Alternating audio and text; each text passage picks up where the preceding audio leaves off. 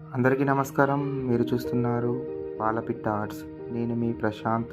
ఈరోజు వేయబోయే రంగోలీ ఏంటిదంటే, ఈరోజు వరంగల్ భద్రకాళి అమ్మవారిని నీటిపై రంగోలీగా వేయడం జరుగుతుంది. ఈ ఆర్ట్ వేయడానికైతే నాకు గంటన్నర సమయం అయింది.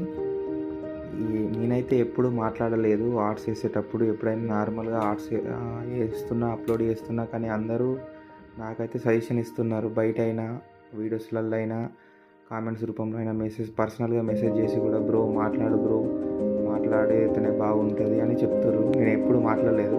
అమ్మాయిలు అయితే మాట్లాడితే చూస్తారు కావచ్చు, కానీ అబ్బాయిలు మాట్లాడితే ఎవరు చూడరు అనుకొని అలా అనుకున్నా. కానీ మాట్లాడితేనే బాగుంటుంది అని చెప్పేసి అందరు చెప్పారు. అందుకే మాట్లాడుతున్నా. నేను కూడా అన్నీ చెప్పాలి కదా, చెప్తానే కదా మీరు కామెంట్ చేసి ఏముంది ఏం తప్పు ఉందని చెప్తారు. అందుకే అయితే అనుకుని డిసిషన్ తీసుకున్నా మాట్లాడదామని పక్కా. అందుకనే ఈ అమ్మవారి వీడియోతో అయితే ముందుకు వచ్చిన.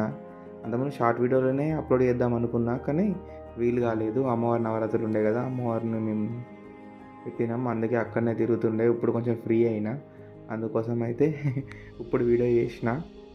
ఓకే, ఏమైనా తప్పుగా మాట్లాడితే అయితే ఏమనుకోకండి. అంటే కొంచెం భయం, ఎందుకంటే స్టేజ్ పేరు అంతకుముందు కూడా యూట్యూబ్ ఛానల్ ఉంది, కానీ ఎప్పుడు మాట్లాడలేదు. ఫస్ట్ టైం మాట్లాడుతున్నా.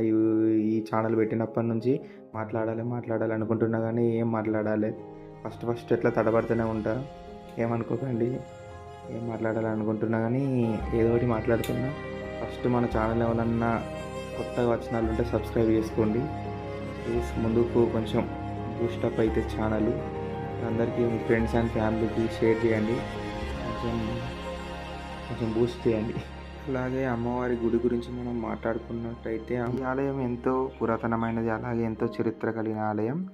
ఇక్కడ అమ్మవారిని దర్శించుకుంటే అన్ని రకాలుగా సౌభాగ్యాలు అన్నీ కలుగుతాయి అని చెప్తారు.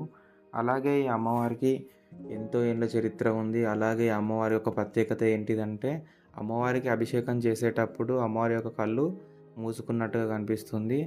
అలాగే ఎంతో అభిషేకం జరిగేటప్పుడు ఎంతో ఆహ్లాదకరంగా కనిపిస్తుంది.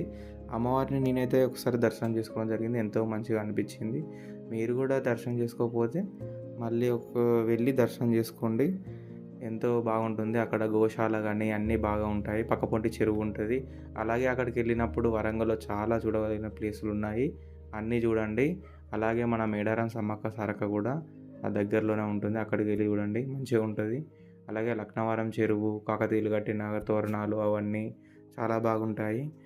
అలాగే ఇంకా చాలా ఉన్నాయి ప్లేస్లు. వరంగల్ అంటేనే పెద్ద గుళ్ళకు పెట్టింది పేరు. చాలా మంచిగా ఉంటుంది. అలాగే ఈ అమ్మవారి దీవెనలు మనందరిపై ఉండాలని నేను కోరుకుంటున్నా. మీరు ఎప్పుడైనా అమ్మవారి దగ్గరికి వెళ్తే కామెంట్ చేయండి. అలాగే మన ఛానల్ ఎవరైనా కొత్తగా చూస్తున్నారంటే